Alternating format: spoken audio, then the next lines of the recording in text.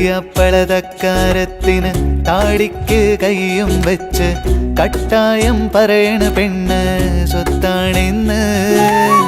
കാടും മലയും കടന്ന് നാട്ടാരുടെ ഏഷണി നീങ്ങി മുണ്ട് മുറുക്കിയുടുത്തവൻ താളം പാടി.